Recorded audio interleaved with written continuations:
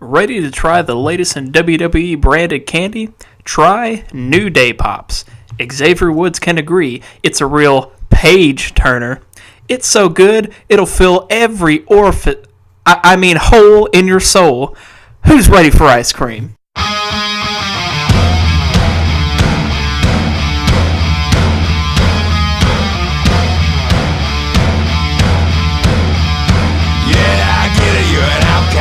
Always under attack, always coming in last, bringing up the past. No one owes you anything, I think. You need a shotgun blast, a kick in the ass, so paranoid.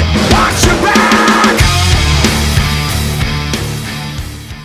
Ladies and gentlemen, welcome to episode 10 of the Main Event Podcast. I'm sitting here with my tag team partner, the legend of the bluegrass who loves kicking ass, Evan Wells. What's up, everybody? We have a packed show this evening as we continue our build-up for WrestleMania.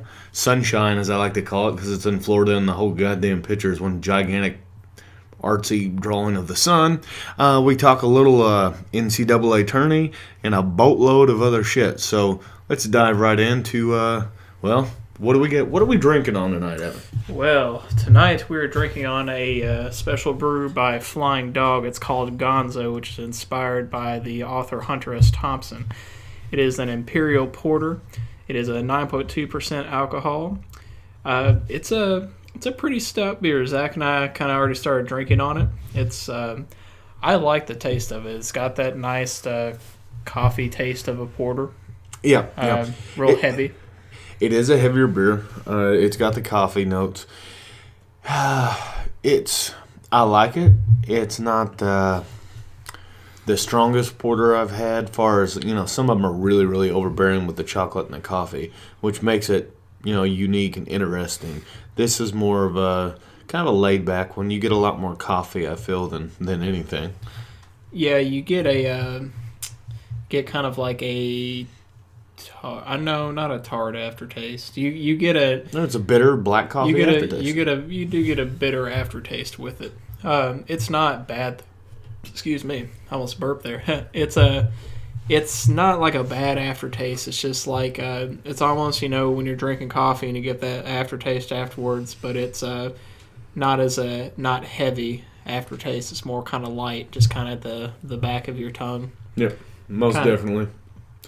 Love the artwork on the bottle. The artwork is the cool thing, which when Matt the Palate Destroyer Watson was showing me the list of beers I should get, he showed me a couple different ones. Showed me like a Hopsecutioner, which Zach and I have had before. And we were going to review that, but since we've had so many IPAs of lately, we wanted to bring you all something just a little bit different.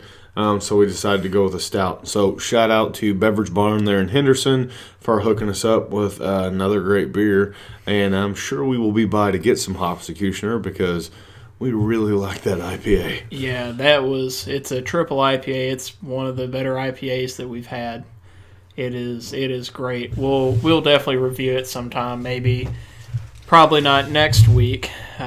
Next week we'll have something a little special for you guys. We'll talk about a little bit later in the show. But maybe the week after that if we're feeling it.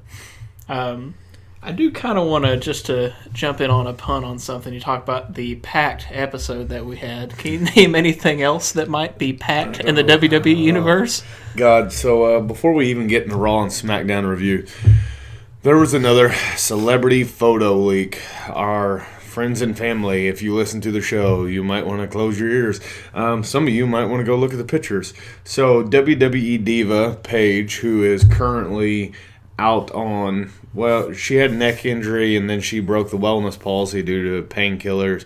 There's a big whole deal about that she should have never actually been suspended.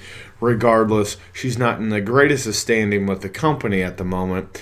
And the leak was of her and a previous boyfriend from a couple years ago who was a guy who worked on SmackDown. I believe he was an announcer.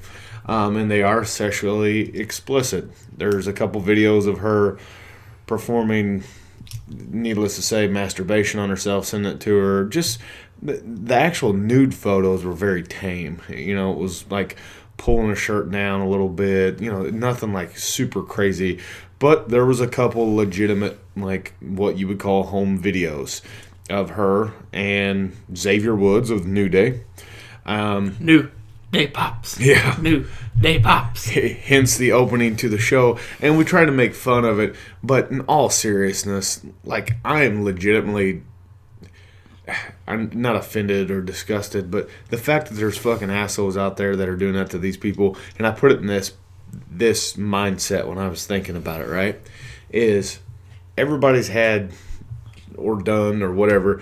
Hell, you've had women send you naked pictures, right? Sure. I mean, every guy's had that happen to him at some point. And women have it too, especially in today's day and age.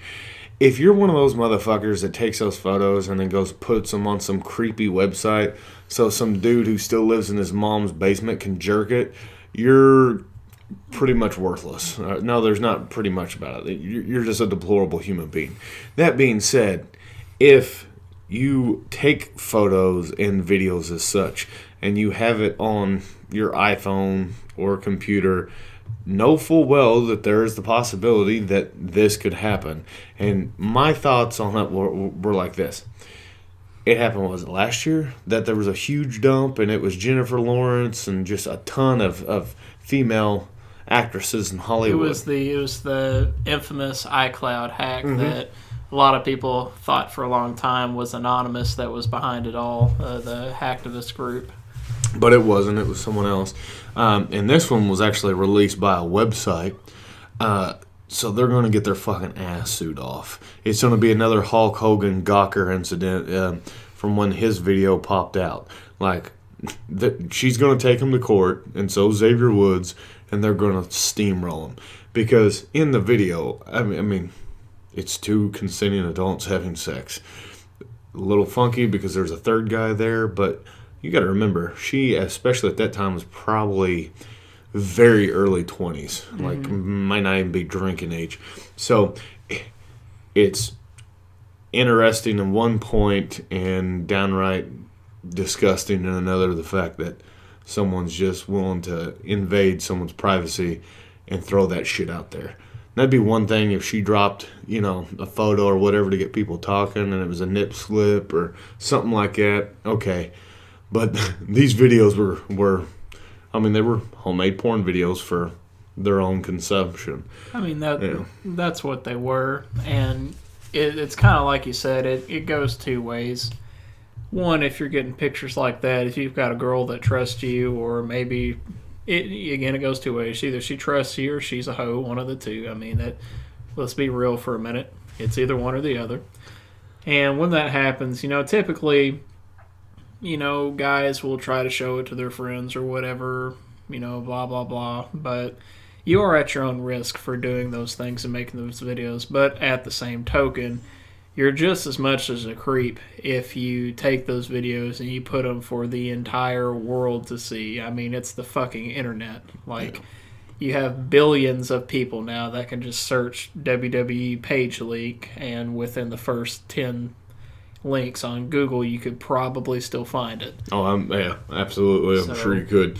So, disappointing, but interesting to see how the WWE is going to act with this. I don't think they can honestly do anything to either wrestler, considering that it was never supposed to be for public consumption. They didn't do anything to Seth Rollins. So. Yeah, but, he was a major star being pushed. Xavier Woods no longer has the belt, and Paige has been out for months, so...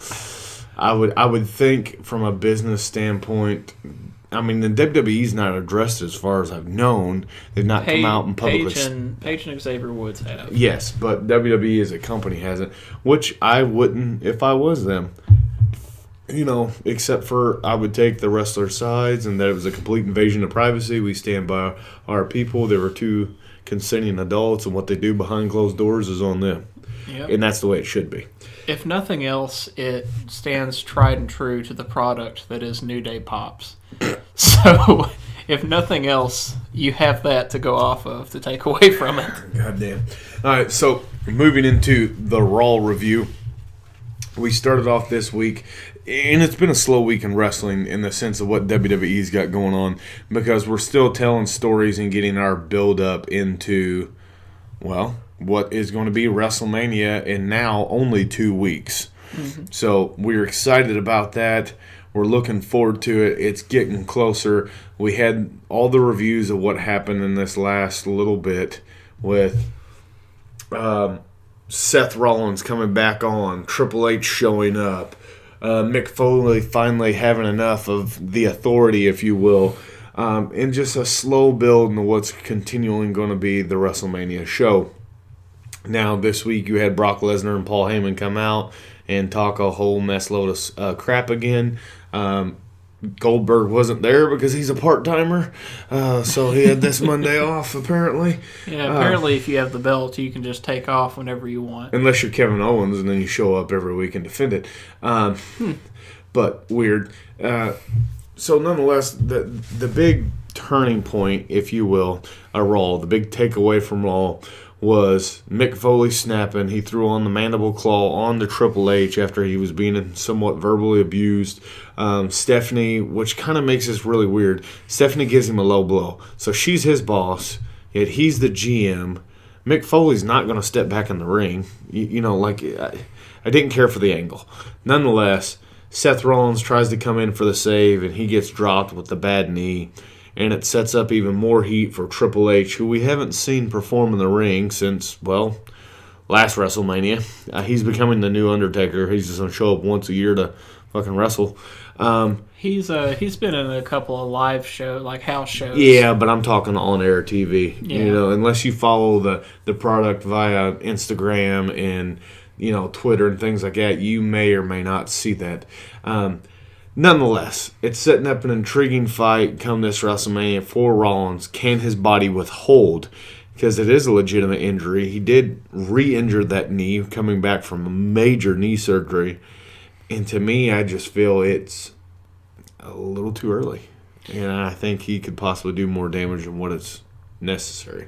Yeah, it's definitely it's a reach for sure.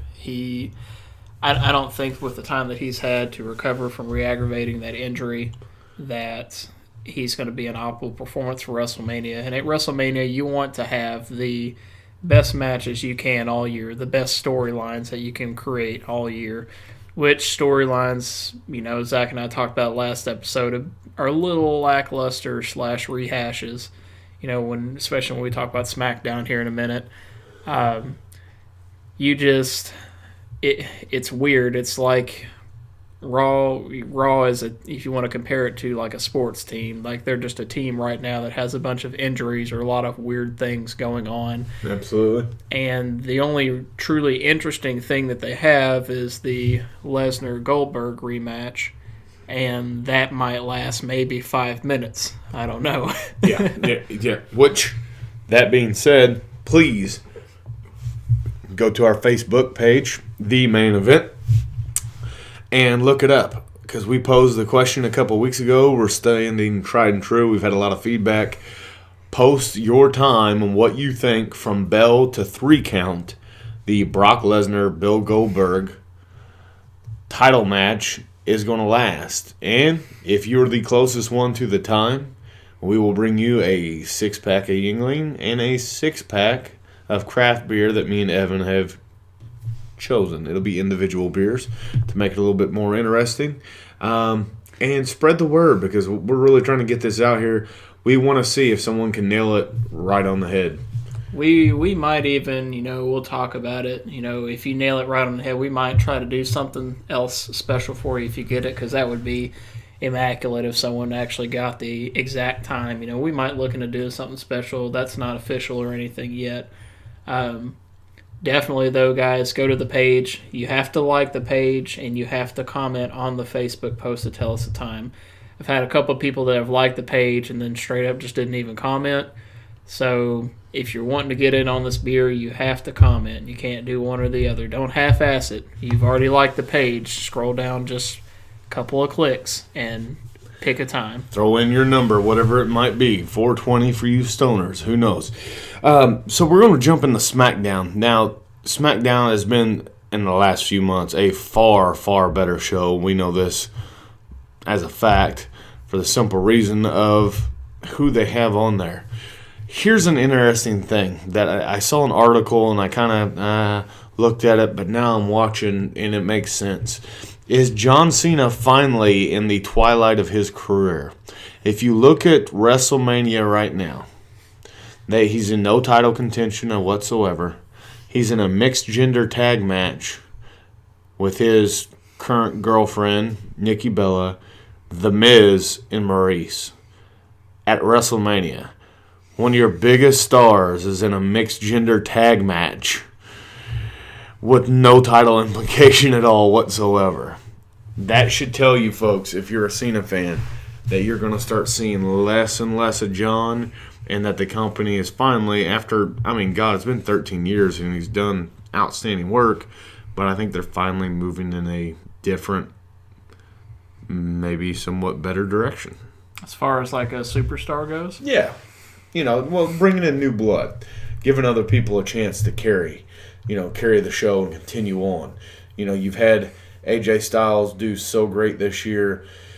And that brings me to my next point, is the AJ Styles firing and then subsequent, hey, we're going to have a match at WrestleMania. How the fuck are you going to have a match at WrestleMania? You just fired the guy. It's like it's the thing that bugs me not only is you fired him, now we're going to have a match at WrestleMania, is that you have Shane that's been in WrestleMania consecutive times now, and it's a rehash. It's like having a little rehash and eggs going on. It's literally, he fought the fucking Undertaker last year. This year is going to be AJ Styles and one of the weirdest storyline setups ever, because you're taking one of your most beloved superstars throughout the year. Everybody loves him. He sells the product well. He's the face that runs the place, champ that runs the camp. And now you want to pit him against Shane McMahon? Like, AJ deserves better than that. He has carried your show all year up until the last few weeks because, losing the title to John Cena. Losing it to Bray Wyatt. It was, in that triple threat match where AJ, drops. Well, he did lose. He lost to Cena. To Cena to give Cena the freaking couple week, 2 week, 3 week freaking title reign. Yeah, that was just. We called that one, brother. Yeah, that was just to match Ric Flair is the only reason that they did that. That's the only purpose that served. Maybe he just retires for good now. Yeah, him and Undertaker retire. I will say this year, like, Undertaker's going to retire. I see it happening. Regardless whether or not he wins or loses against Roman Reigns, like, Taker will be done. Cena might be done as well. Well, Cena will go part-time, like The Rock, and they'll bring him back occasionally for your big SummerSlam, WrestleMania, head-drawing type things. He just doesn't need to be. It's, again, we say this all the time on the show. Part-timers can be in big storyline matches, but they should not be in title matches, nor should they hold the title, for that matter. Absolutely. So we're going to jump away from the WWE for a minute with some actual really exciting news. We talked about it before in the podcast. Me and Evan have never gotten the chance to actually sit down and watch. But I found this week, and I texted Evan because we were out of work, and I said, hey, man, Netflix has the first 2 seasons. You can go look it up. Of Lucha Underground, which is, on the El Rey network. Some people may have it if you have a big, package. I have a huge package, but if you have a big package, your satellite, you may have the El Rey network. That's how you decide. You have to send your package via satellite, and if it's acceptable, they give you the El Rey network. Yeah, exactly. But nonetheless, I started watching it, and I think I'm 3, maybe 4 episodes in the first season. The interesting thing about Lucha Underground is it has more of a television show feel because there's actual storyline that they're going with, like a legit storyline that's built around the show, not just one wrestler. And it's very gritty. Very dark depicted. The camera angles and the way the show is filmed it's what I thought was fascinating is the best way to put it. It is tried to its name of Lucha Underground. Yeah. It feels like you're watching like an underground wrestling ring going on, and it's cool. They have all these different special effects. It's not like a live show like what you see on SmackDown versus Raw, and it's it's neat. Like the people there are characters. The way they do the camera filter and all that with the matches and everything, it feels like you're watching just a TV show. And like people, those of you who have seen both seasons, like characters will straight up die or reincarnate. Like different characters have like supernatural powers and things like that, to where when they defeat an opponent, like they literally they can shock their opponent with lightning after they've pinned them or during a promo and just eviscerate them. And it really adds like that extra oomph to stories. So the neat things that I've seen so far, like I said, I'm only a couple episodes into the first season, is you have a couple guys that everyone knows. You have Chavo Guerrero Jr., who obviously comes from the Guerrero family, which has a huge, following in Lucha Libre Mexican wrestling, with Gory and Eddie being the most famous because of his success in the WWE, and Chavo was in the WWE for a long time, and is a great wrestler, outstanding shape. I mean, he's not a young kid anymore, looks great in the ring. You have a guy by the name of Johnny Mundo, and for those who have seen Lucha Underground, you will know this man as John Morrison. He was part of MNM, excuse me. It was a tag team with him and, I can't think of the guy's name. It was Joey something. He was actually one of the Stooges on Raw for a while again. Joey Mercury, that was the guy. And, they had the whole Hollywood, Playboy type look going on between the two of them. He is super athletic, outstanding shape, does a lot of CrossFit, parkour kind of maneuvers inside the ring, versus the traditional Lucha Libre style. And then you have some of the big boys that come in, which are still doing the Lucha stuff, which is very impressive. I can be completely honest, with a small dosage of what I've seen, I actually enjoy the show. I enjoy it more, and it's got me wrapped up, because I think it's only an hour long, for one. But it's got me more wrapped up because there's a story that's being told, and I'm paying more attention to it than what I would on SmackDown or Raw. Which I think begs for the whole hour, no more than 2 hour time frame, which we've talked about before. So needless to say, hey, go check it out on Netflix if you have an account. It'd be weird if you don't, I feel like. Watch it. Give us your feedback. Drop us a line. What do you think, this week especially? Pop in an episode or two. What do you think of Lucha Underground? Is it a success? As a wrestling fan, would you, if you could get it easier and it wasn't just on the El Rey network, would you tune in weekly or set it on the old DVR? And are you interested in the product? Tell us what you think. I can tell you right now, my opinion from seeing several episodes is that I wouldn't be surprised, because a lot of people, especially on social media, have talked about the show when it first came out, and I didn't even get to watch it for a long time until Zach was telling me about it being on Netflix. Like, first off, Netflix picking that up was a genius idea, and I can't help but feel like as well that the WWE should really look at putting both, maybe once their contract is up with USA, like they should probably look at either getting their shows on their network that they have, or putting them on Netflix or some other form or something like that. Because it is kind of. I never thought of that, but that is a great idea. Yeah, they need to. The WWE needs to really step away from USA when their contract is up and go for. Like I said, they have the WWE Network, and if they could do like what they do with Next, and you could just pay your $10 a month and watch your shows, that would be great. And then on top of that, if you get it on Netflix or something as well, just as another medium, I mean, hell, why not? I mean, Netflix has got to pay the money to do it. You could have it on both. Yeah. Who cares? Yeah, absolutely. And not only that, but if Lucha Underground is such a success, just like with all the different, ECW, WWF, WCW back in the day and all the iterations of that, all those companies were bought out to create what we have now. Maybe they buy Lucha Underground one day and keep it going. Maybe. Let's hope not. I don't think.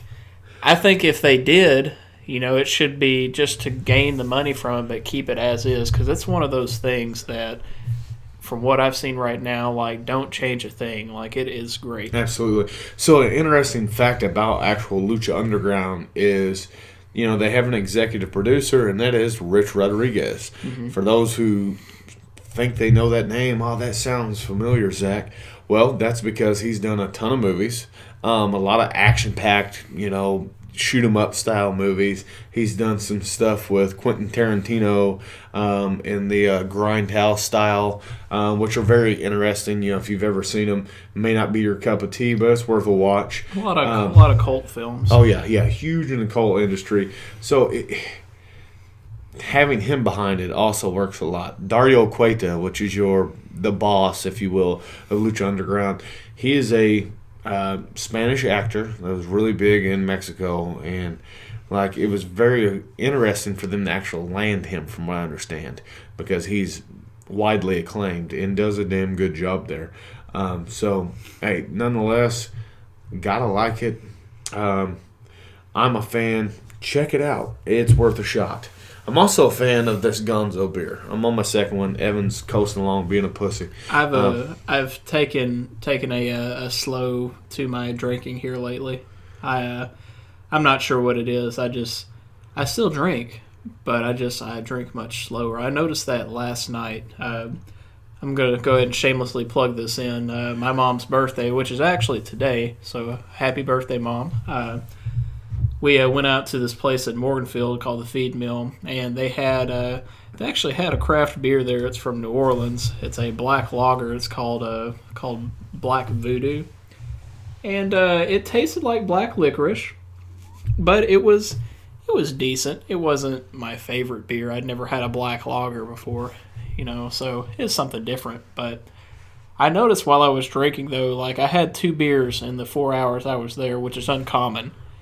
And I don't know, I've just started slowing down all of a sudden. I don't know what's wrong with me. So apparently, Evan's becoming a Christian and devout follower of God, and no longer drinks the sauce. We have lost someone, folks. There is only one religion I follow, and that is the Church of the Iron Cross. Oh yes, as I don't think we talked about, we started going to the Pit. This week we've got in. I mentioned it last week, and you now let me know how your wife had no clue. And she was absolutely happy with it and was completely fine with it. That's why I have one of the greatest wives in the world. She takes care of me in so many ways, and I appreciate everything she does. But we started going. We've been there, really 6 out of the last 7 days. Yep. Hitting it up, trying to get a little bit more in. It's a little nicer than the jailhouse prison style I had going down here in the basement, which we'll still hit up from time to time because it's good equipment and was expensive. But nonetheless, it's been nice getting out there, trying something different. It actually kind of works out better for our schedule too, because we're driving straight from work to the gym with no buffer in between time, because Evan would lollygag ass around and take an hour to get to the house, and I'd usually fall asleep before we got home. Well, I do have a puppy to take care of, so she does need my attention. So now we just go straight to the gym, bang out about 45 minutes to an hour of work, and then cut out from there. Yep. Which is quite nice. So I'm enjoying it. It's great to, have a partner that's dependable to show up and do some work. Young Master Evan. And it's just great getting back into it. So, the big thing this week, everybody's talking about it. If you're a college basketball fan, if you're just a sports fan, you have the NCAA tourney. And boy, oh boy, oh boy, in the last 2 days has some shit went down. Oh, yes. So, the first, for those who don't know, it's a bracket of 64 teams. It goes from 64 to 32 to 16 to 8 to 4 to 2 for your national title. Broken down like that. There was no really upsets on day one. The first 64 down to the 32, it was kind of cut and dry. No surprises. Day 2, you had Villanova get dropped, who they were number 1 ranked in the nation, and they were last year's champions, so it was looking like they would repeat. But subsequently, they did not. Then we come into today, and yesterday, mind you, and we have lost several good teams. One being just a few minutes ago, Duke lost. And not just lost, but they lost by 10 points. Yep, they sure did. all the sports gurus, all the fucking, the guys who spend 4 hours a day, every single day talking sports, had Duke slotted in as the champions. They were coming back, and they got dropped by 10 points to, what was it, South Carolina? To the Gamecocks, sure did. Cock-a-doodle-doo! A fucking gamecock. Excuse me, I'm going to take a pause for the cause here and look at Alexa Bliss. She's so cute and angry. I'd like to pet her on top of her head. She is, and since she's become champion, I've noticed something too, that she has gotten a lot more toned. Like, she is doing everything right. I am proud of her. Her legs especially, dear Lord. That booty, though. Right? She might need some New Day pops as well. Hey, no, she don't. And to address another myth, Xavier Woods, from the video that I saw, it's a lie, folks. Man,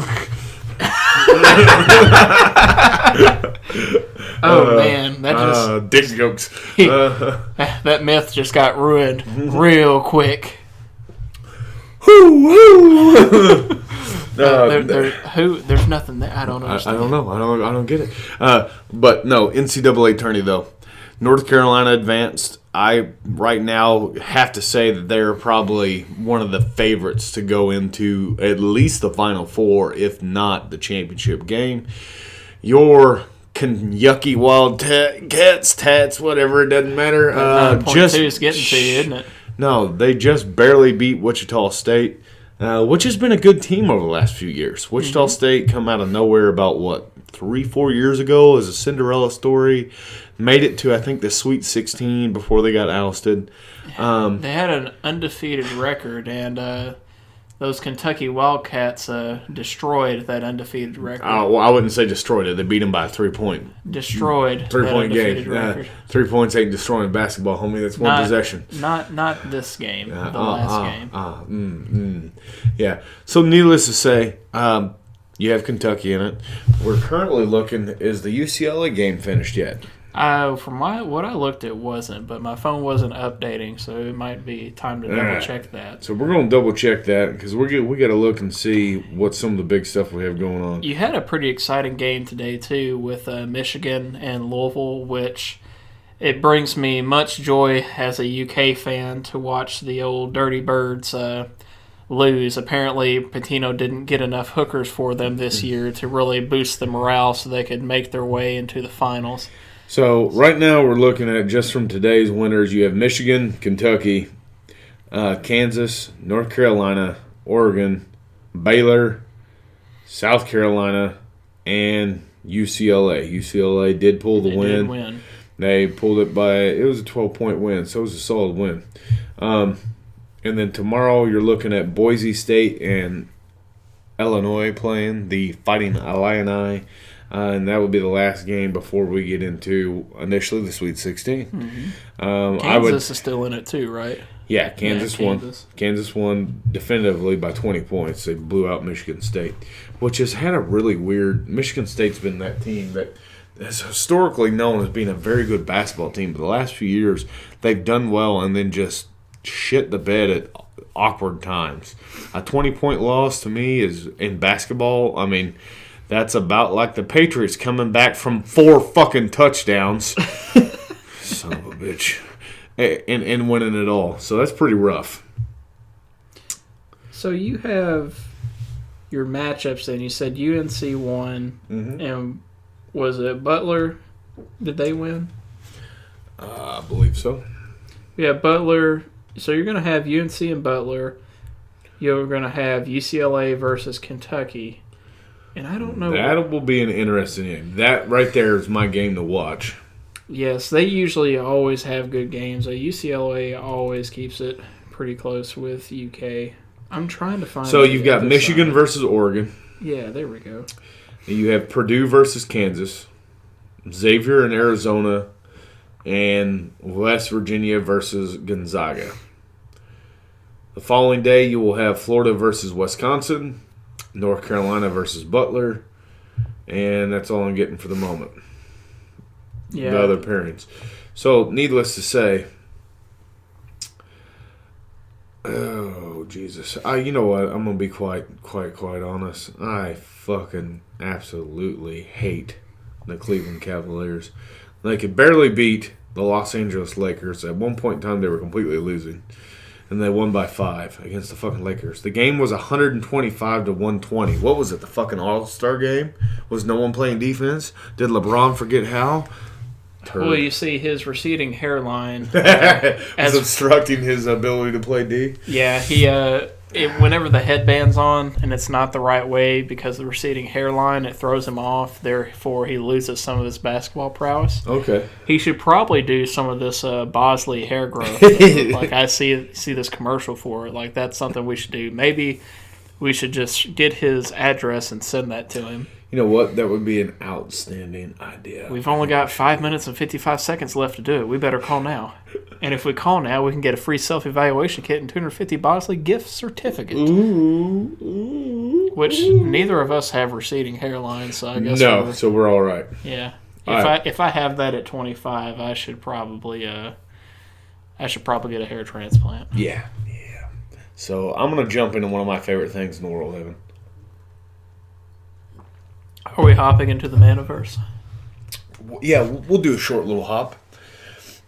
And I'm going to start talking about guns. Guns. Because I'm going to tell you right now, kids, I'm super excited for 2 things. One is a guarantee, and the other I'm hoping for. So, we talked about beforehand that I have a Heckler & Koch VP9. It is a awesome full-size polymer striker-fire pistol. The grip is completely interchangeable. It'll fit pretty much anyone's hand.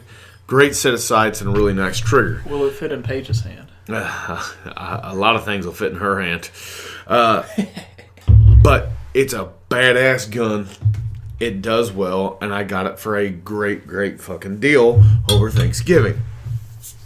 So, earlier this week, I saw an article, because I routinely look into the gun industry stuff, about Europe getting a compact version of the VP9, and I was instantly pissed off. I was like, how is H&K going to give Europe, who a lot of places you can't even own a fucking handgun, a compact VP9 when I know for a fuck's sakes that it would sell like hotcakes over here, because the full-size one has done very well. Well, apparently someone was fucking listening, because just the other day they posted on Instagram a picture of the H&K VP9 SK, as they're calling it, and it's their compact, and it says coming soon. Now, to give you an idea, you can look at it right here, Evan. You're still going to be able to get a full-size grip on it. I love when I can get a full-size grip on it. Yeah, hey, man, you got to wrap those fingers deep. But they've chopped down the barrel, obviously, to make it a compact. It looks good, and the mechanics are going to be identical to the full-size gun.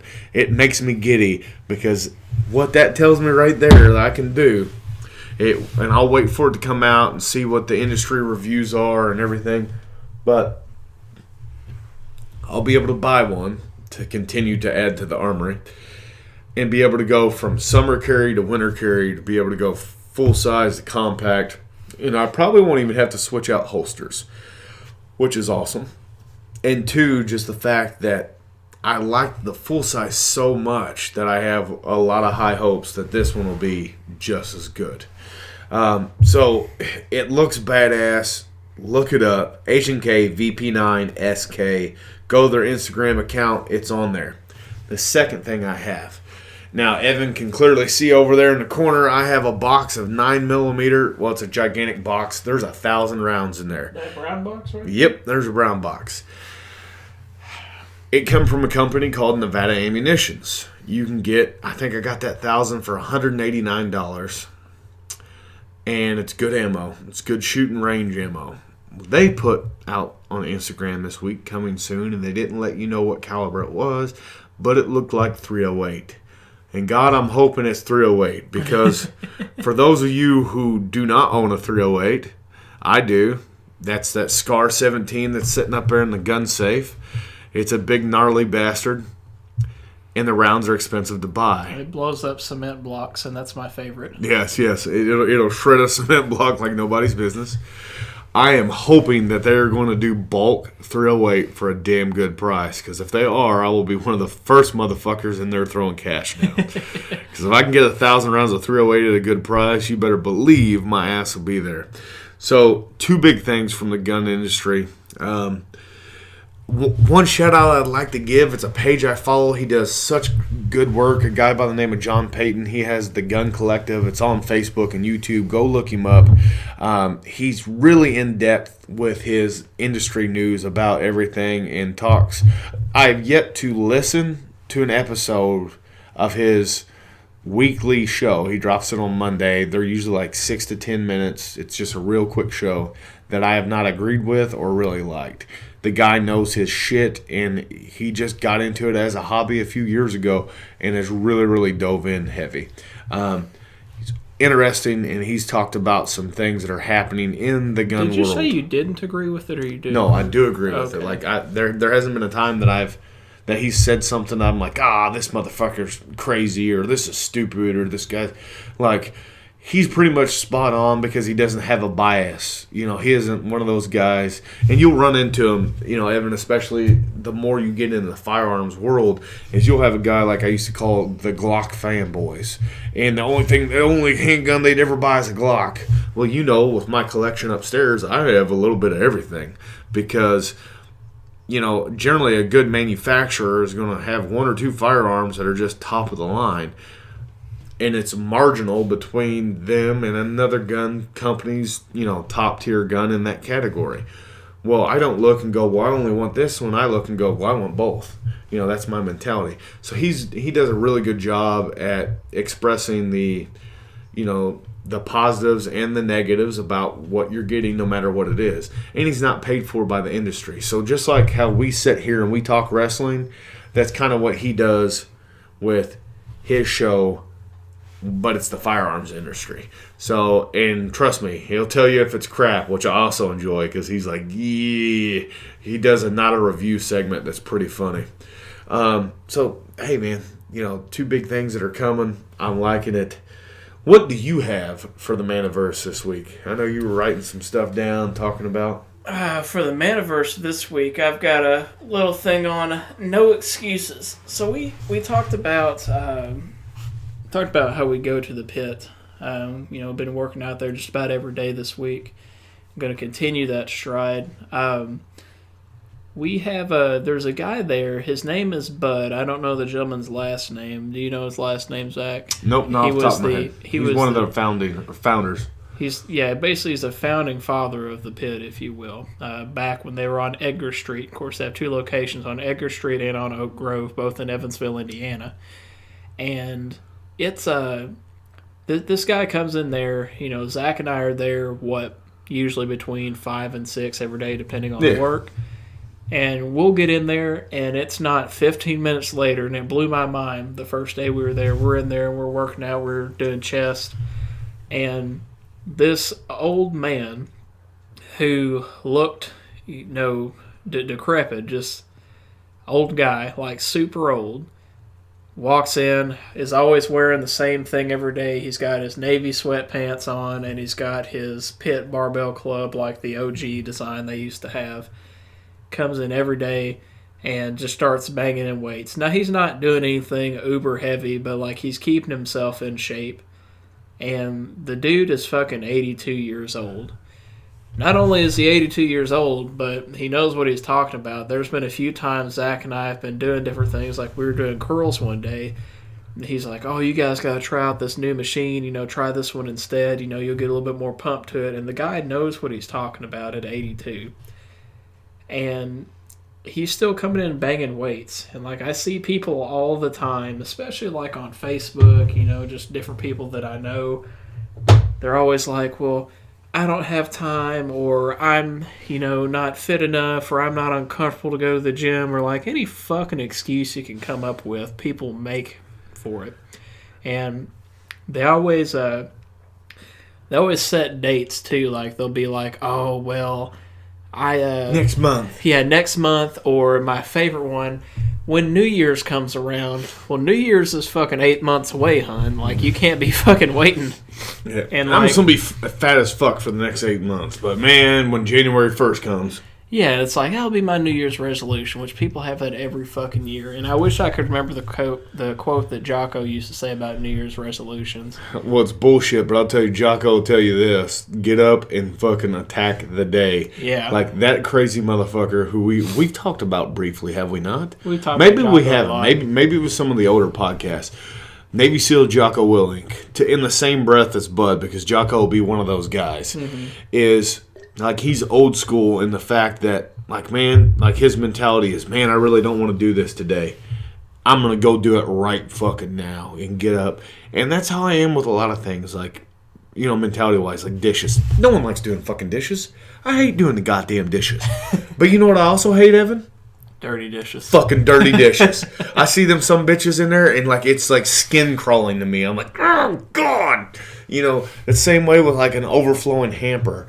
I'd rather get punched in the nuts because I'm just like, for fuck's sakes, it's easy. Anytime I do the dishes, it takes 15 minutes regardless of how much we have because I just get in there and get them knocked out. And it just goes back to that stuff. Here's Bud, 82 years old. He's like, yeah, I can't do free weights anymore. He's on every machine in there. He's doing circuit training like 4 times a week, I think is what he said. He does it Monday through Friday. He's there every day that we're there. And just knocking it out, just, banging weights, staying in shape, talking shit. He's an old Navy veteran. He came in, I forget who it was he was lifting with, but he came in and this dude was just stout.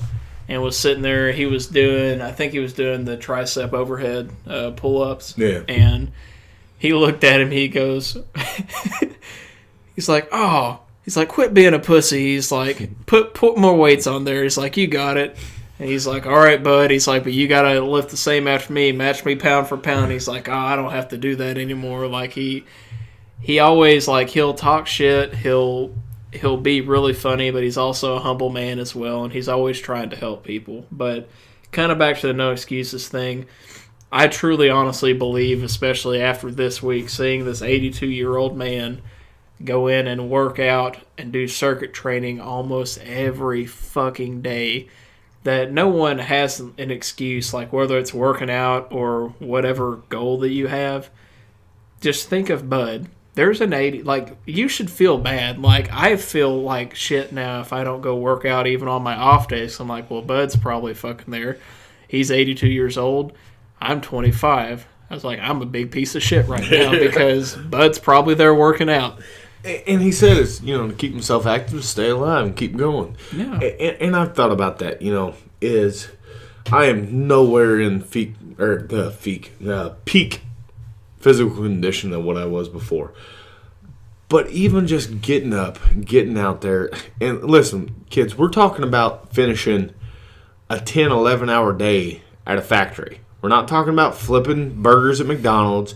We're not talking about sitting in an office building or, taking the fucking, the local cash receipts to the bank. We're talking about hard manual labor in a shitty ass factory where you're sweating your fucking nuts off. And every day we're getting off work and we're going to the gym and changing clothes and starting to bang weights. And I promise you, every day as I'm on my way there, the one thing I want to do is go home, have a beer, a hot shower, and go to fucking sleep. But it's the fact that I know, man, I got to do something. I got to stay active. I got to get stronger. I got to be better. Why? Because I ain't getting any younger. And that's how that shit's got to be. You see people and they just give the fuck up, and I don't understand it. I don't. I truly don't. Like, I will fully admit that I would see different people, whether it's where you work or, outside of work, whatever, I'd see different people and see their situations, and I'd be like, man, I was like, okay, I get it. Like, something rough is going on. Those things do happen.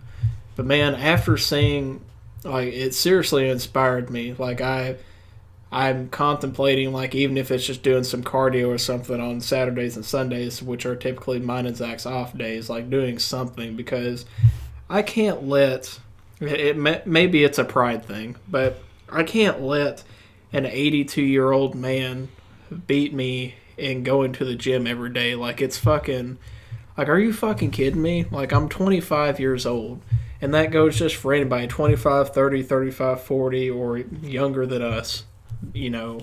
There's no excuse for it. And here's the other thing with that, right? Is a lot of people will give you this. Well, Zach, I don't know what to do. I've never lifted weights before. We live in the era of multimedia, of just craziness. Like, you can go online, you can go to legit places and have a professional trainer for a small fee or sometimes for free set you up a workout regimen to follow, like, with pictures, the whole 9 yards, the whole time, easy breezy for you to go in the gym and do work. Or you can just be smart enough and figure it out on your own as you go along. Or you can go to the pit, get a membership, and ask somebody, because I can't tell you how many people have come up to me and Zach and just, not that we're even doing anything wrong, be like, hey, man, I see you're doing good work. Can we show you something that we do? Maybe if you want to change it up a little bit.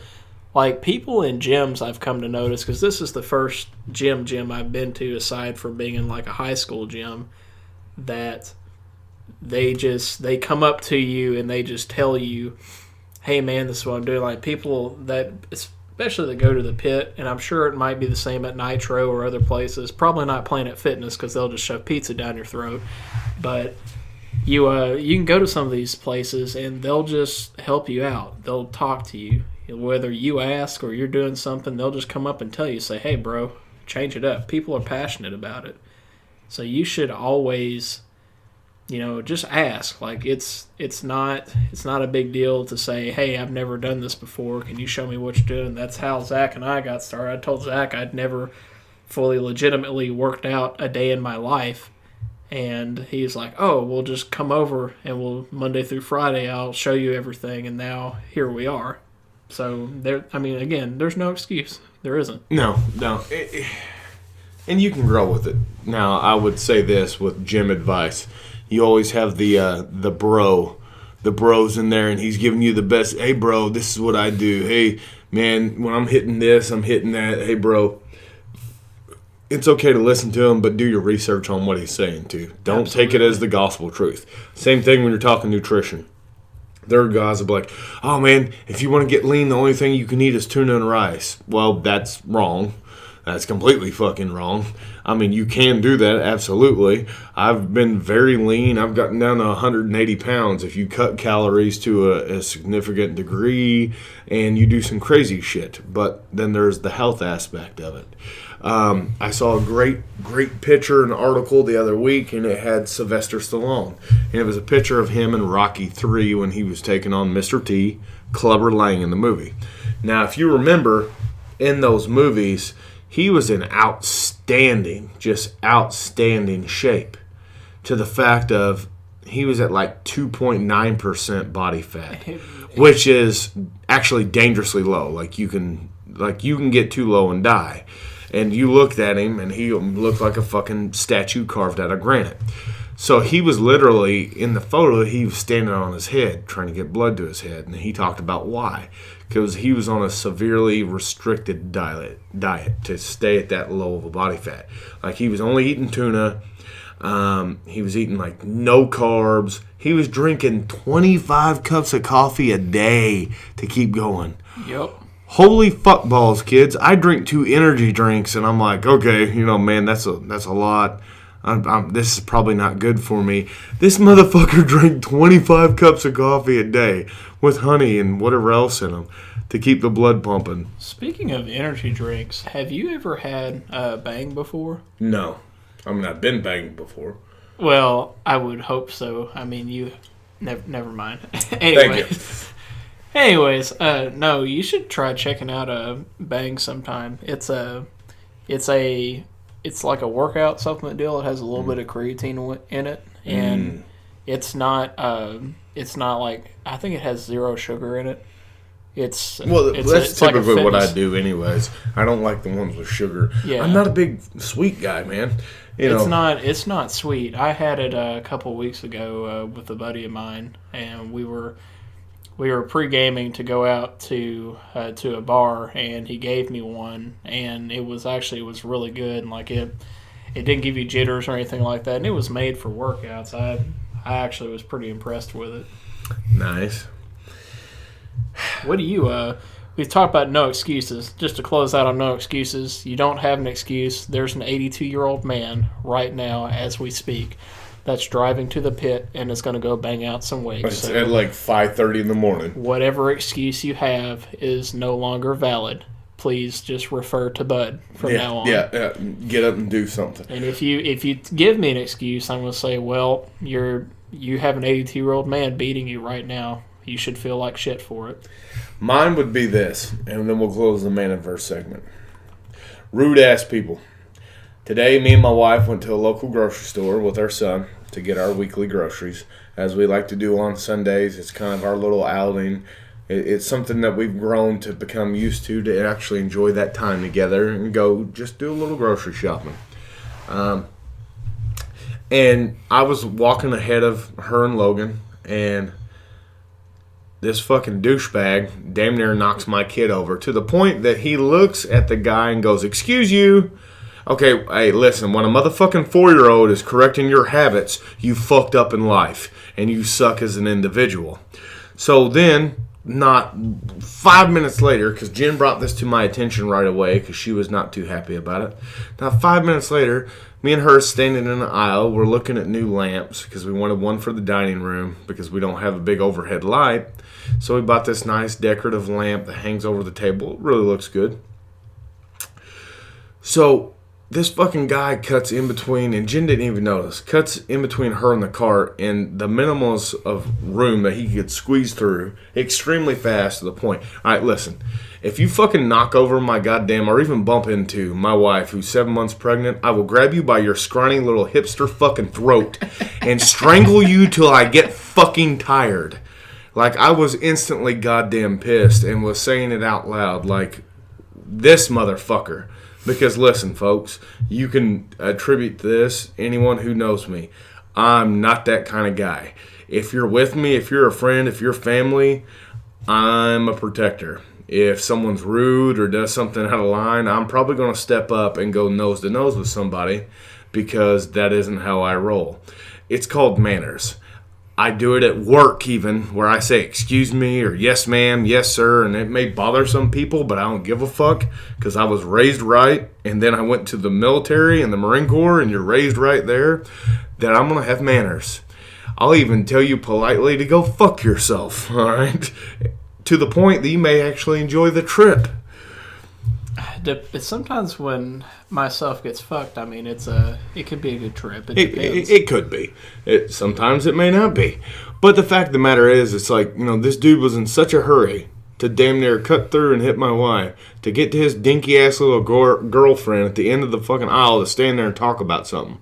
Like, okay, motherfucker, you could have said excuse me and we could have moved out of your way.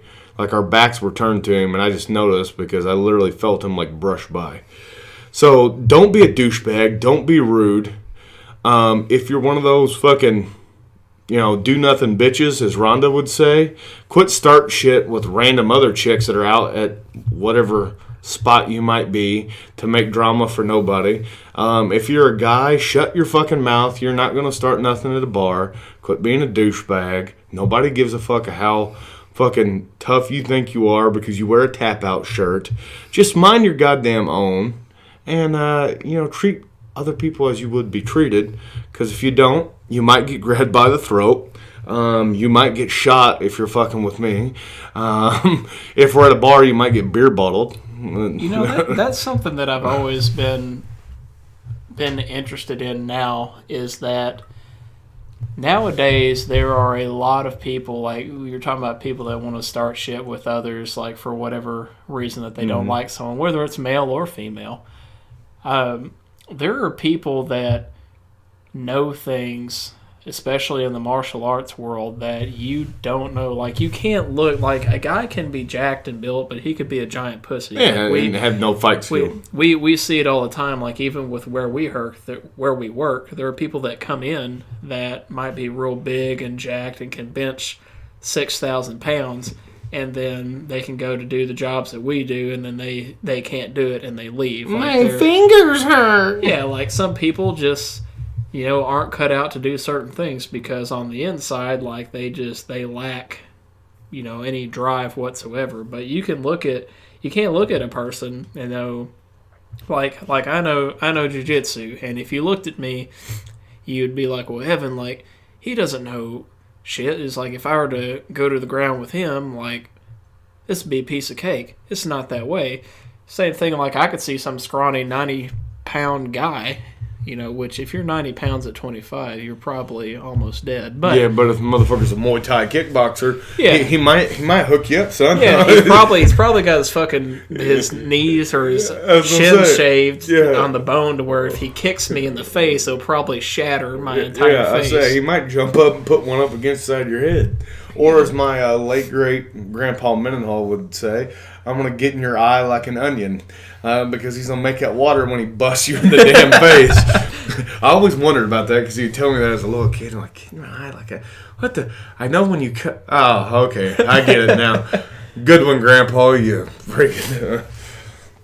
Yeah, man, you can't tell anymore. Like, if you want to start shit with someone, that's why with me, like, I've been out at bars and people try to piss you off, and if you size up with someone, like, you better know something, because if you don't know something, then chances are, like, even in Evansville, even though it's not a mecca of martial arts or anything like that, there are places like Rising Phoenix that there's have tons of places, multitudes of different styles you can learn. I mean, Pride Jiu-Jitsu is strictly Jiu-Jitsu, but they do Taekwondo, but it's Taekwondo. No, I mean, nonetheless, you should probably get out there and learn something if you don't have anything at all. You need to understand the situation, and that's something that people don't do very well either, is situational awareness and being able to read body language and what's going on and how someone's talking and whatever the case may be. And that comes with training and understanding and watching the human body. Luckily, my previous job taught me a whole bunch of that, so I have a real good understanding. Nonetheless, rude-ass people suck. Take care of yourself. Make sure you're watching it, because you never know when you got to grab a hipster by the throat. Yep, and you'll be grabbing them by the throat before it was cool to grab people in the throat. Exactly. So, in really exciting news, ladies and gentlemen, we've talked about it multiple times on the podcast before about El Segundo's Broken Skull IPA, which is Stone Cold Steve Austin. Give me an old hell yeah. Can I get a hell yeah? His beer that comes out of El Segundo. Well, this week I saw that they had it open and available, and I ordered some, and I'm having it sent out. So, in 2 weeks, in a special WrestleMania review, we will be reviewing one of our favorite beers, and we're going to bring a couple people on to review it, because me and Evan already have a bias of what we think about such a great IPA. So we're going to be bringing on a few other people to review the Broken Skull IPA just for you as an exclusive beer, because we literally have to have it shipped from California out here to Indiana. Yes, it is. It's a prestigious IPA. It is an expensive IPA, and is made by probably one of the best wrestlers that you've seen in the WWE universe. Yeah. So it's a big deal. Stone Cold is a craft beer guy, always has been. He doesn't do the nasty. He portrays the trailer park country boy that but he drinks but he drinks IPAs, and he's a super craft beer guy. Yeah, he probably knows more about craft beer than you might think. He is a boss when it comes to that. Well, I mean, specifically that he seeked out a company because he wanted to make his own IPA and then sit down with their head brewer and said, okay, this is what I'm looking for in a craft beer. And they come up with it. Like, that's badass. Because if I sat down with a brewer right now, I'd be like, this is what I like. I like hoppy and I like citrus, and I'm not going to get what I want. You know what I'm saying? He knew exactly what he was looking for, which is awesome. So we're looking forward to hell. I'm just looking forward to have it again. It's been. Who are we going to have review it with us? Do you know? Well, we're going to bring on Matt Watson if that's possible. Is he going to come for the WrestleMania party? I'm hoping so. I already talked to him briefly yesterday about coming on. And I've talked about possibly bringing out old Gabe, who we had a couple drinks with, because I want him to try it as well. So we might have a four-man podcast coming on here in 2 weeks. A four-man podcast. Yeah, and I can see it going everywhere. So interesting nonetheless. Look forward to it in 2 weeks. Hopefully, I got to wait and see when it's going to be shipped. Hopefully in 2 weeks. I would expect it to be here by then. Broken Skull IPA from El Segundo Brewing Company. Yes, it's probably, there's no probably to it. It's the best IPA I've ever had. There's a funny story behind the first time that Zach and, I guess not a funny story, but it's a story about the first time that I ever had it. I went out, this is when I first met Zach, which this has been almost 2 years now, hasn't it? Well, no, I would... It's been 2 years. No, it's been a year. It's been over a year. Are you sure it hasn't been 2 years? For that, because we've been in the house just about 2.5 years. Coming on 3. It's like a year and a half. About a year and a half. We'll Okay. go with a year and a half. Yeah. It was the last time Brock Lesnar fought Mark Hunt. I believe it was just prior to that. It was just prior to the Mark Hunt-Brock Lesnar fight. Yes. We had an evening together. We went out. What did we do? We went out to timeout. Mm-hmm. And then we went out to timeout, and then it was the first time that I'd ever even come over to your house. And we went and we went downstairs and had like you just told me, you're like, oh, I have Broken Skull. And I was like, what the fuck is Broken Skull? Then you proceeded to tell me who it was and who made it. And ever since then, it's been like the best thing I've ever had. Like, I had the best beer I've ever had with you, like, from the get-go, which was hilarious. It was like, oh, you should try this. Like, it was just like none nonchalant thing you go to a buddy's house for, and then it's like, oh. I was like, that's what this shit is. It was pretty cool. And that was sharing, like, listen, kids, this is not a cheap beer. You get it in 22-ounce bombers, but it's about $10 a beer. But here's the thing with it. It's not a beer that you would sit down and drink 3 or 4 of because you wouldn't be able to walk. If you can still walk after that, then yeah. you're a god. I have nothing else. But, like, it's one of those, you're like, man, I really want a beer. And you would go get one of those and pop it and drink that 22 ounces, and you would be satisfied because it is that good.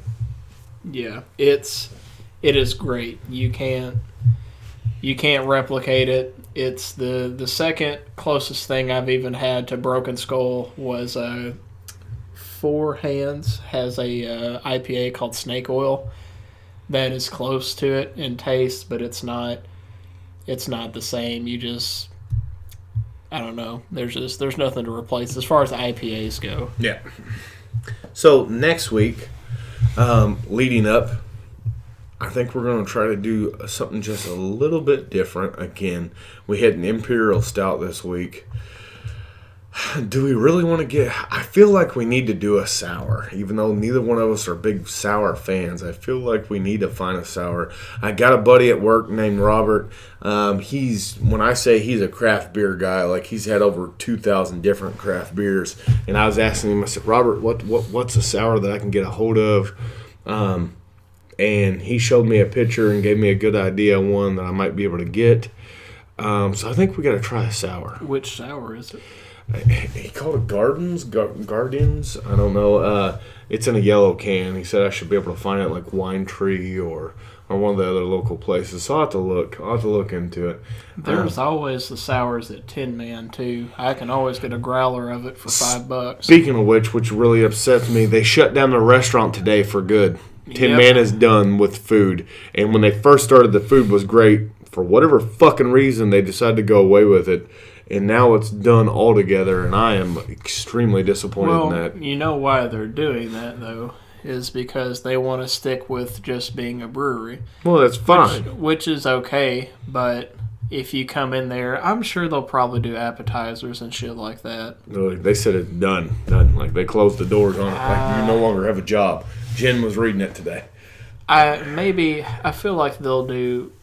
You can still come in and get beer, right? I don't know. Oh man, maybe. Yeah. So, I guess we can talk about this too. Todd Green, who used to be a brewer there, is actually a friend of Matt's, and he was talking about maybe if we can get him next week. I would love to have him on. Matt was talking about him coming on. You know, we're going to try to get in contact with Todd this week. He was a brewer there for a while. He works for RC now. We may try to get him on, maybe see, you know, what's going on with that. Or, you know, the main thing, we want to find out what it's like, you know, just being a brewer for one. But maybe he can kind of tell us, you know, what's going on with Tin Man. Because I had no clue. Because I was talking to a friend of mine last night, was saying that, you know, how much she loved Tin Man and how she loves the food there. Like, everyone goes there and they get that breakfast burger that they have, like the eggs, the bacon patty, all that shit. Like, people love the food there because when it first started, it was like great. When it first started, it was kind of shitty. It was like buffet style, like pulled pork. Oh, see, that was before I was there. Yeah, that was before you got here. But we tried it once before, and the food was great, and went back a couple times and enjoyed it when we'd make our trips back from North Carolina to here. When it first started, it wasn't that great, and they shut down the food, then brought it back with the new menu, and everyone was like, oh shit, this is good. Because every Friday and Saturday in the afternoons, like, it'd be packed. You couldn't get in. Well, and see, that's the disappointing thing is, for me, I think it would be such a good publicity thing to still have them in there, try other beers, and try your beers, and whatnot. Even if it was just open Friday and Saturday, for fuck's sakes, you could do that. Well, you know, the cool thing that they did though was they had Firkin. Do you know what Firkin Friday is? Mm-mm. So at Tin Man, and if you live in the Evansville area or in the surrounding areas, you need to check it out if they're still going to do this. Since we just found this out, but Firkin Friday is where the brewers get together and they come up with their own random recipe. Sometimes people will submit a recipe. Sometimes they just make one up off the fly. And it can be anything. It can be a pale ale. It can be a lager. It can be an IPA, a porter, a Belgian wheat. Like, you name it. Like, they just make something up. And they put it in just a single keg. And then throughout the weekend, they drink it. And then that's where you are. And it's just really cool because it can just be anything. And that's what I like about it. It's literally... I used to go in there on Fridays, and I would go in there, and I've had all their beers before, and I'd say, okay, I need something different. You ask them if Firkin Friday's there. Sometimes it's available. Sometimes people have already drank it all because it gets so popular. And you go in there, and they don't tell you what it is. They just say, you want the Firkin Friday beer? Yeah, you get it. You'll tell by the color and the smell, get a good idea of what it is. And then you drink it. And then your mind just explodes because Nice. It's always been good. I've never had a bad one. Nice. Well, guess what? I'm calling an audible. We weren't going to do it, but I am going to do it because I want another beer. We're going to do a double review right now. We have 18th Street Brewery. It is out of Hammond, Indiana.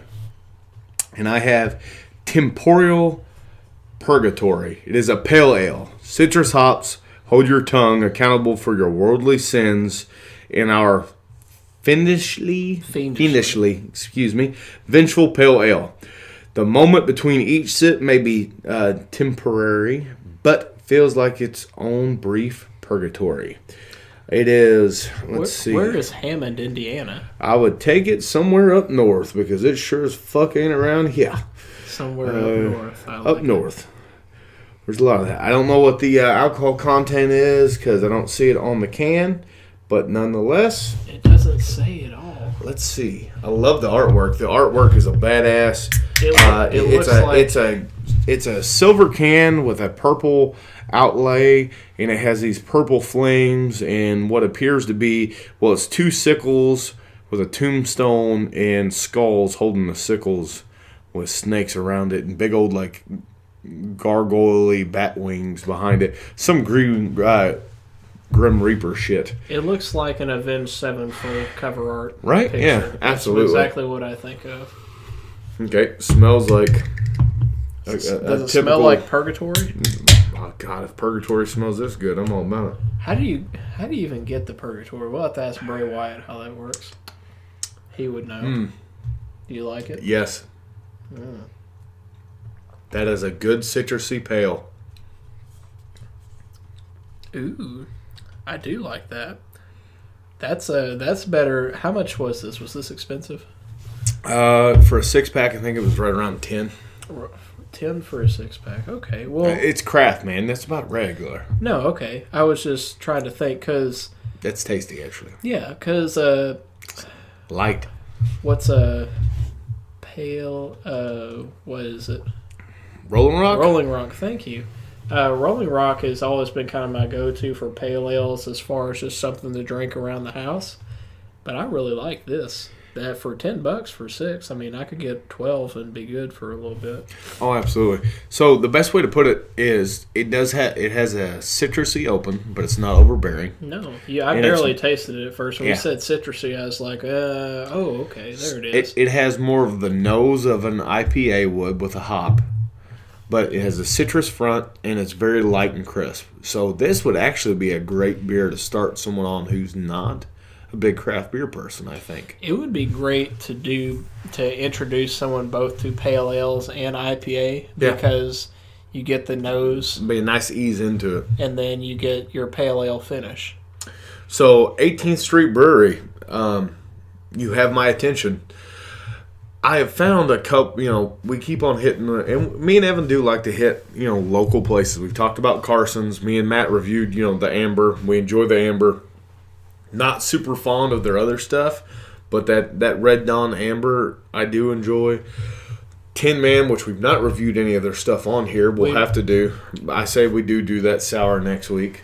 They have an apricot sour, right? They have an apricot and a cherry, and they have another one now too that I Really? haven't had. We might have to do the other one. Okay. So, we did Taxman not too long ago. We had a cherry one that me and you drank on the pay-per-view. I don't know if we even talked about it, but we had one, the Deduction. This one's out of We've Hammond. talked about Deduction. We have. So we've had a few, and it's nice to have that many that are local that are providing a good product too. It's one of those things that's it's interesting. It almost gives you a little bit of pride, right? Like where you live, you're like, oh man, there's some people that are doing some damn hard work and providing a product that is like, these guys are out there and they're sitting there, they're toiling over their work trying to make something good because they have an idea and a goal, not to be millionaires or be super successful, but I feel like something like with whiskey or beer, especially along the lines of food and drink, that you have to have a passion, not for the money aspect of it, but for the product aspect of it. Well, it's like Kentucky has always had superb bourbon. Like Absolutely. that's always, I got a shit ton of it behind you. yeah, like that. My bluegrass state is proud and deep in its roots of having the best bourbon that you can ever have. I have to say, like with Indiana though, there are so many craft brew places. I mean, there's fucking 18th Street, which I had never heard of before. You've got Tin Man. You've got Carson's. What was there was one that we had that was from Indy. Taxman was up there. Is that Taxman? Is that an Indy? Yeah. And then you have Sun King Brewery, which is up in Indy as well. They have Osiris and just a couple different. They have porters and stouts that are just delicious. There's a company, I believe it's called Triton, which I've had before at a few beer tastings. That's pretty good. I mean, Indiana is packed full of craft beer places, which is awesome. Right up our alley. There is one, I haven't tried it yet. I think I'll buy it next weekend. It's called Redemption. It is a bourbon, and it's out of Indiana. Oh. Yeah, so I'll be interested to see what we take on our play of the good old Kentucky bourbons. I have amassed quite a large stock. I spent some good money this week on doing a little side work for a guy I'm building a gun for.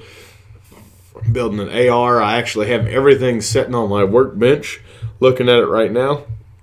Hoping to get to it next week in between painting the baby's room to put this together. And I'm going to be honest, this is my first true gun build, though ARs I know like the back of my hand. But I'm excited just as much to get into this project and to get it done, to show it off and get them out there, because it's not just that I'm building the gun for the guy and he has a bunch or anything. He's a novice shooter. I'm going to take him out. I'm going to train him, teach him how to clean the weapon, safely operate it, shoot it, do everything that you're supposed to do, before you hand it off, and then obviously do the legal transfer over to him.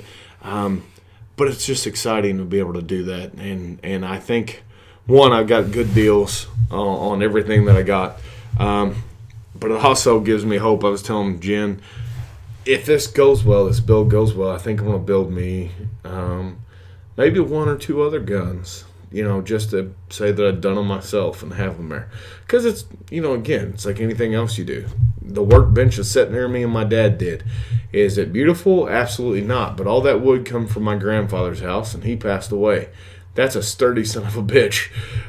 Trust me, I know. I think it looks beautiful. Yeah. You should it gets the job done. You should paint it like the Fighting Irish, like the blue and gold. Ooh, I like that idea. And you could just paint like. You could honestly, I know your handwriting's not the best, but you could probably do that's where my beautiful wife comes into play. Yeah, you could do the logo in the middle, like just the Notre Dame. I mean, even though they did lose in basketball, but right. They've got a football team. That's what matters. That's right. Nonetheless, but I'm excited to get into the different aspects. A lot coming up, so it'll be fun, man. We've had an interesting week. We've had a lot come up in the wrestling world. We've got a lot more coming up in the future. I'm excited for my next couple of weeks because I'm going to be skydiving and things like that, and I really do want to share with everyone what that experience is like, because ever since I signed up for it, I'm going April 8th for anyone that's interested. There's a place in Kentucky. It's called Elizabethtown, which we affectionately call E-Town for short. They have a skydiving place there, and I'll be going there to jump out of a plane and risk my life strapped with my back to another man over 10,000 feet in the air, just for a thrill, just to see how it is. And I can't wait to see how that goes, because there are a lot of people that are afraid of those things or whatnot, and I would really like to share that experience, because I think there are a lot of people that want to do it, but they don't know someone that has. So this would be a nice platform just to kind of tell the world how it is. You should go do it, should you not go do it, if you go, what to expect. That'll be pretty fun. And I mean, I don't know, just this week in general, and I mean even the past couple weeks have been pretty fun and exciting for the podcast. Well, you got to look at it like this, right? And this is to all the fans, to end on a great note, is no matter what you got going on, man, life is good.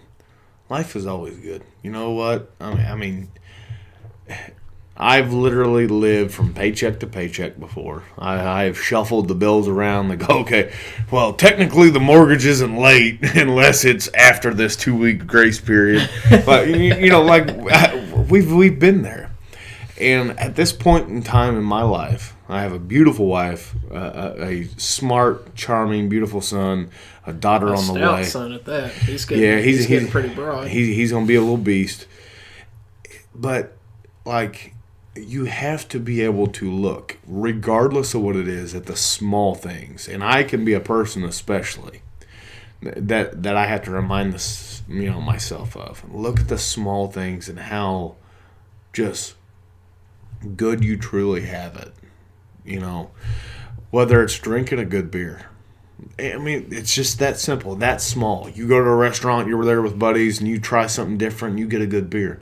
That's a great moment. That right there is an awesome moment, and you should enjoy that. Take that to heart.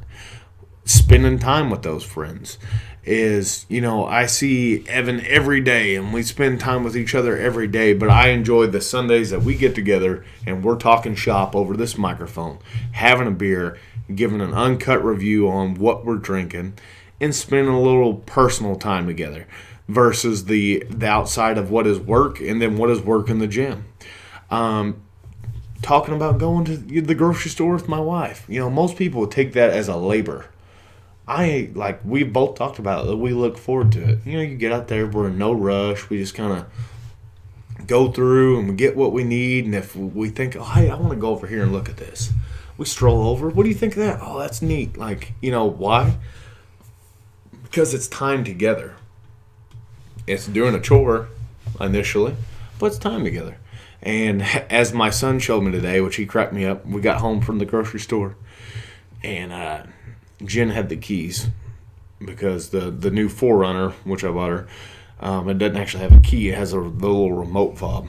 So she gives the keys to Logan, and he comes up. He knew what the house key was, which surprised the hell out of me. And I'm like, here, give me the keys. He's like, no, I got it. 4-year-old. And starts unlocking the door, and I'm like, God dang, this kid's way smarter than he should be. you know. But he was insistent that, no, he did, man. There's 20 keys on that key ring, and he, boom, picked that sucker out as he's walking like he'd been doing it his whole life. Slapped it in the door slot, in the key slot, and all right, I had to help him with it, but he got the gist of it, which was awesome. It's about appreciating the small things in life, Same people that, like we talked about earlier with making excuses, those are the same people that everything small or something at work happens or something outside of work, whatever it is, people tend to get frustrated or keep down on themselves about any goals that they have or anytime life gets hard. And you just have to sit back and enjoy it. Like, people rush too much, and that's kind of how society has taught kids, especially today, is, you gotta boom, boom, boom, go, go, go. You've gotta knock out A, B, and C before this time. Like, you can't ever, they don't ever tell you to sit back and enjoy it. They tell you have to be nose to the grindstone every day, which, it's important to attack the day, but it's also important as well to take time. And when you're doing those chores, like Zach said, or if you're working out or if you're just at home or whatever, just like sit back for a moment and just enjoy what you have. Because there are a lot of us now, like especially people that listen within our audience, or whether you're just a new listener or whatever, there are people from different spectrums of life that are in a different stage.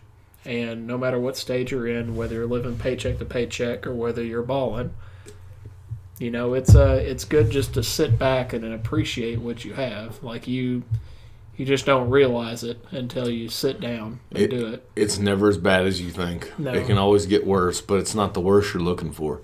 It's to appreciate the now. And I can speak from this, and we're not going to end the podcast on a rough note. But I can speak from this because literally as a 19, 20-year-old man, I was in a shithole third world country sleeping in the fucking dirt. So I understand what it is to be strung out on your ass, to be slapped in the middle of nowhere, to have nothing, and to fight for everything you got.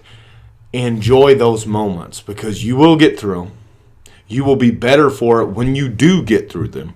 You will be tougher and stronger as long as you're willing to push through them. There's nothing, not a fucking thing that life can hand you that you can't accomplish and get past. And that's what it comes down to. It's that positive mental attitude. It's I don't want to do it right now. I don't want to do the laundry. I'm going to get up and do the fucking laundry. I don't want to wash the dishes. I'm going to get my ass up and wash the dishes because I don't want to look at them later. And that applies to so much stuff. Whether we were talking about before with no excuses, being 82 years old and busting iron in the fucking gym, to going back to school if you're one of those people that wants to do that, to, man, I really want to learn the martial arts, to, I want to meet new people, or, I want to learn how to, whatever it is. Like, you got one life, kids, and that's it. If you've always wanted to learn guitar, you better find someone and start learning how to play. If you always want to learn how to paint, you better take a fucking class. Because if you're waiting for retirement or waiting for a better time, there isn't one. It's not going to happen. It doesn't slow down. There is no tomorrow. There isn't a goddamn tomorrow. But I mean, it's serious though. Like, people do that, and it drives me nuts. Well, you know, maybe in a couple years when my kids get older, shit ain't gonna get no slower. Like, motherfucking kids are full time. Like, listen, I got like 3 full-time jobs, right? I got the full-time job at the factory, I got my marriage, and I got my kids. Like, that shit's fucking like full-time to the hilt. Because you always got to be a dad and a husband. At least you better be if you want to be successful at that shit, you know. And you have responsibilities to everybody else. And listen, I'm bad about it. Everybody's bad about it. Life is a service of sacrifice. And what I mean by that is it's okay to enjoy those moments that are just for you, or a day every now and then that, man, you want to sit down and, hey, you know what, today I ain't doing shit. I'm going to play video games today. Or I'm going to go out shopping for some new clothes for me, because I ain't bought clothes in a while. Maybe I'm going to go online and order something. It makes you feel better because, you know, you worked hard and you've earned it.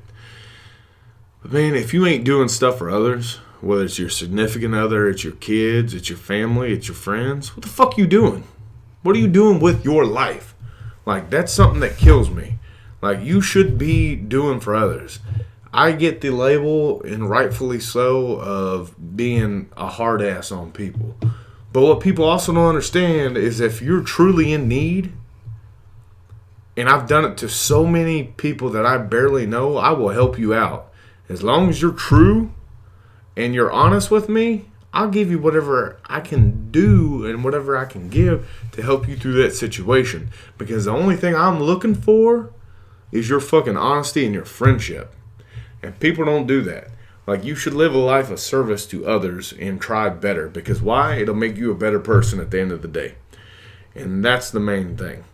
So you look at it, like what we've been talking in these examples, man, no matter how hard it is, it'll get better, and look to help others. It's not bad enough until you die. I mean, when that happens, that's when it's over. So you can, then it don't matter no more. Yeah. I mean, seriously, there isn't a pain in this world that is going to destroy you. It's pain in general. Like, I tell this story all the time to people that talk about, you know, there are guys that have talked to me that have been like, you know, like, Evan, it's like, why do you go to the gym every day? Why are you working out? Why are you doing these extreme diets sometimes? And you know, like, why do you? And I tell them, like, well, I enjoy pain. Like, they think that I'm masochist for it, and it's not that.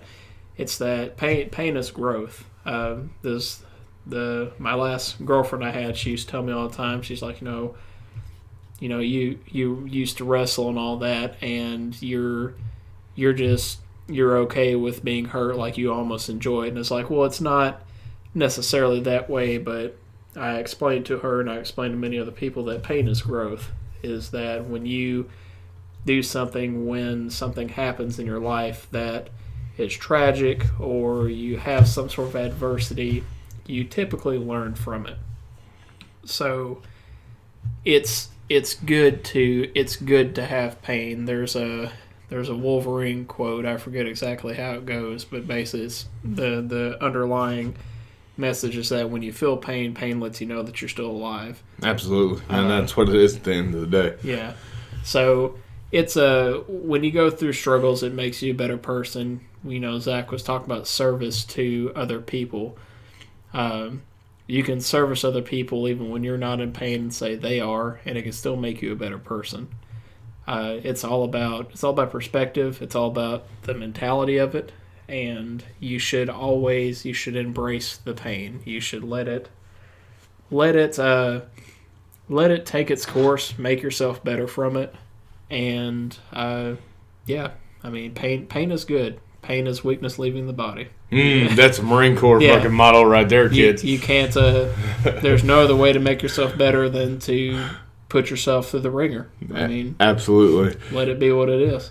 That being said, we want to thank you for tuning in to episode 10. Hopefully you enjoyed it. Please go on Facebook, throw us your Lesnar Goldberg times.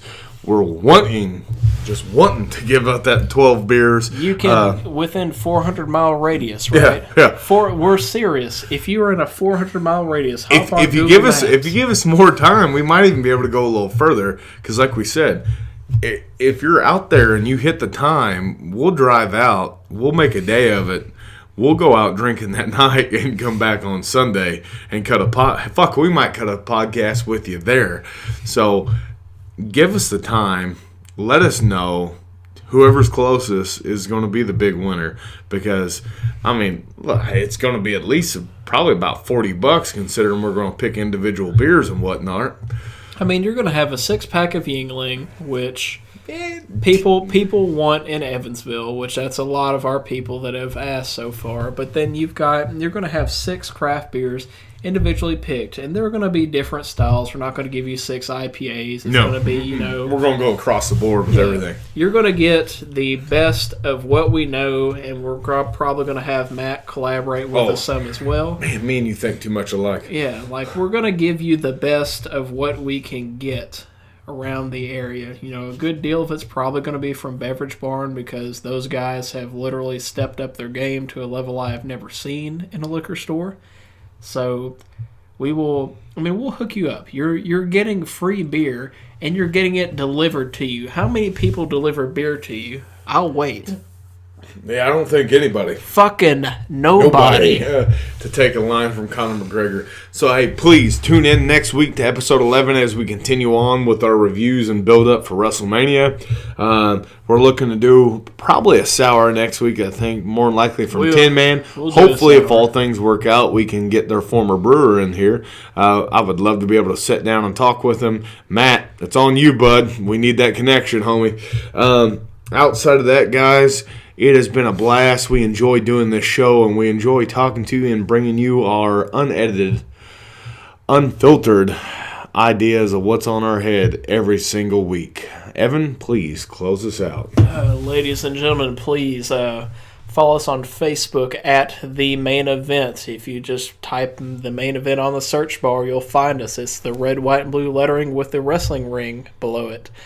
Check us out on Snapchat at Our Main Event. Send us an email. I need more emails. Right now, my iPhone only has maybe 40 unread emails on there. I need more. So please send me more emails. And you can do that at themainevent45@gmail.com.